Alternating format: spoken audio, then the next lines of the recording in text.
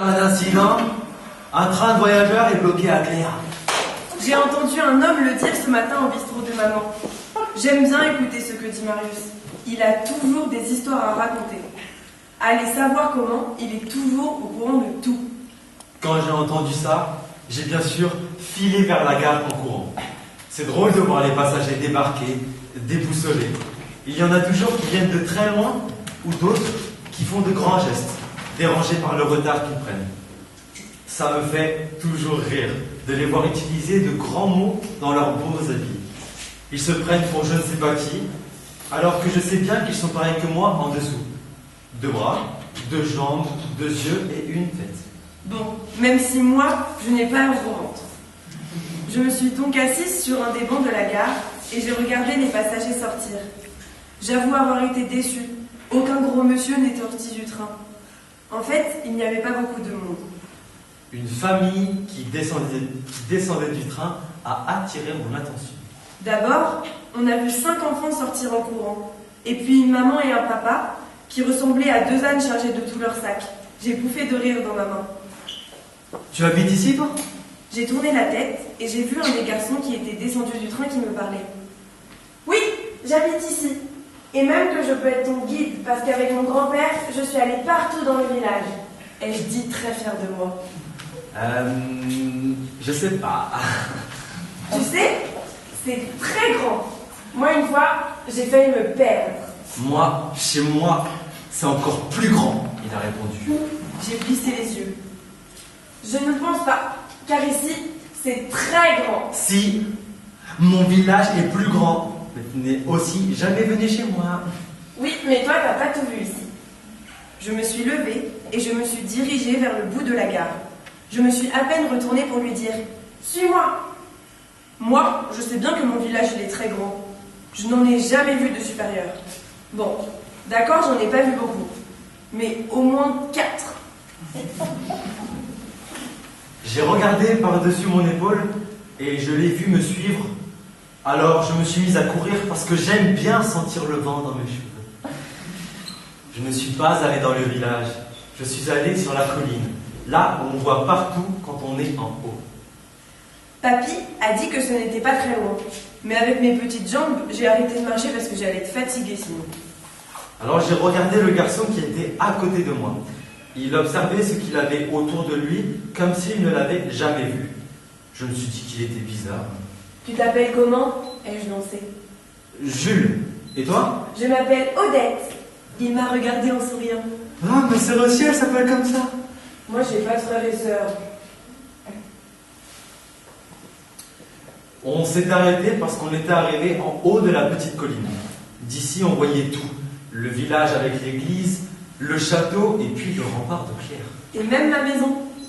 Autour de nous, il n'y avait que de l'herbe bien verte et des chênes bourgeonnants. Je me suis assise par terre en souriant. Aujourd'hui, il fait beau et il fait chaud. Ça faisait longtemps que je l'attendais. Ça faisait longtemps et je l'attendais avec impatience après ces longs mois d'hiver. Jules était resté debout et il observait toujours la ville en contrebas. D'un coup, on a entendu un grand cri. Puis un animal est passé dans les arbres. J'ai vivement tourné la tête, mais je n'ai pas vu. C'était quoi? Je devrais peut-être lui répondre vu que je suis son guide, mais j'en ai aucune idée. Je me suis relevée et j'ai suggéré, comme si de rien n'était, de rentrer. Il a acquiescé et nous avons fait quelques pas avant qu'on entende encore un bruit près de nous. J'ai tourné la tête. Et là, j'ai vu un singe sauter sur nous. Je me suis décalée dans un sursaut. Jules aussi. Mon cœur battait super vite, mais j'ai quand même éclaté de rire. On a eu peur d'un singe. Le regard du garçon allait du singe à moi, et il avait l'air perdu. Ça m'a fait rire un peu plus. Et le singe, excité par ma joie, sautait partout. Je me suis calmé un peu, et je me suis tourné vers le garçon qui ne savait que faire. Ça doit être un singe de monsieur Delacour. Et puisqu'il n'avait pas l'air de connaître, j'ai rajouté. Il a un grand parc avec plein d'oiseaux et quelques singes. Il a souri, et puis il a éclaté de rire aussi. On a rigolé pendant quelques minutes avec le petit singe qui sautillaient partout autour de nous. On peut y aller? Au même moment, on a entendu le sifflet du train à vapeur. On s'est regardé et on s'est mis à courir à toute vitesse. Il n'allait pas tarder à partir et Jules devait être dedans. Je courais de toutes mes forces. Et d'un coup, Jules est tombé dans un cri de surprise. Je me suis arrêtée et je me suis retournée pour aller le voir. Qu'est-ce qui s'est passé? Ça va? Il s'est relevé et il a pointé quelque chose derrière mon dos d'un air bougon. C'était le singe de tout à l'heure. Il m'a fait tomber, cet idiot de singe. Ce n'est pas grave, on doit se dépêcher, viens. On s'est remis à courir, mais cette fois, c'est moi qui suis tombée à cause du singe qui venait de m'agripper à la cheville. Je me suis retournée agacée. Non mais qu'est-ce qu'il veut?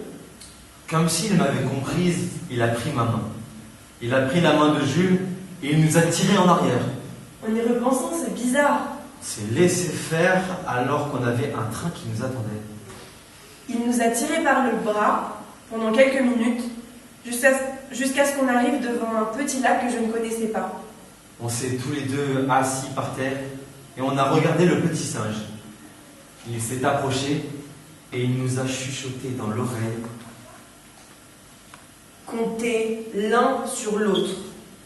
Ne vous quittez pas de vue, comme la lune est toujours avec le soleil, et le soleil toujours derrière la lune. Gardez vos mains unies. Ensemble, vous en aurez besoin.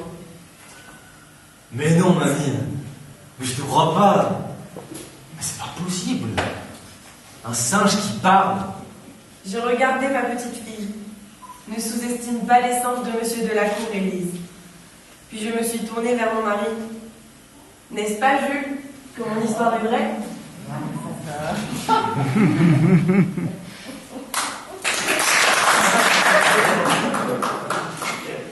Aussi vrai que mon amour pour toi, mon Odette.